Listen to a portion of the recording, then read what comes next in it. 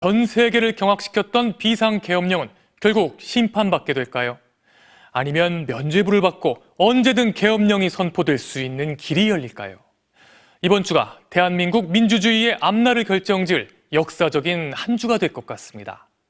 헌법재판소가 주 후반인 목요일과 금요일 사이에 윤 대통령 탄핵 심판 선고를 할 것으로 보입니다. 탄핵 심판은 지금 어디까지 왔는지 구나연 기자가 취재했습니다. 헌법재판소는 오늘도 선고기일을 공지하지 않았습니다. 통상 2, 3일 전 선고기일을 밝히는 점을 고려하면 월화 선고 가능성은 사실상 사라졌습니다.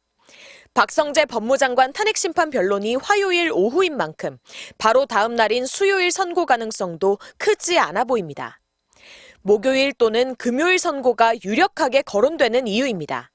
특히 앞선 두 전직 대통령 탄핵 선고가 모두 금요일이었던 만큼 21일 선고 가능성에 무게가 실립니다.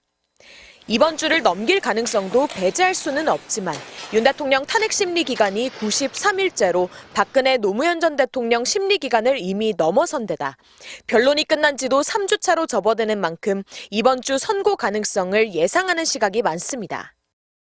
윤 대통령 지지층의 과열로 헌재가 더더욱 신중하게 평의를 한 것으로 보이고 이에 대해서 윤 대통령 측은 더 이상 졸속 결정이라는 비난은 하기 어려워 보입니다. 한 전직 헌법재판관도 이미 결정문 초안은 나왔을 것이라며 주말에도 온라인으로도 평의가 가능하다고 했습니다.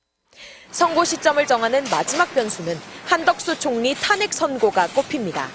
한 총리 탄핵 소추 사유 중 하나인 비상계엄 관여 여부를 심리하려면 윤 대통령이 선포한 계엄의 위헌성을 우선 판단해야 합니다. 이 때문에 윤 대통령 탄핵 선고 이후에 한 총리에 대한 결정을 내리거나 적어도 두 사건을 같은 날 선고해야 한다는 겁니다. 사회적 혼란을 줄이기 위해 전원일치 판단을 시도할지, 만약 전원일치가 되지 않을 경우 재판관 개별 의견을 기재할지 등에 따라 선고 시점이 하루 이틀 조정될 가능성이 있습니다.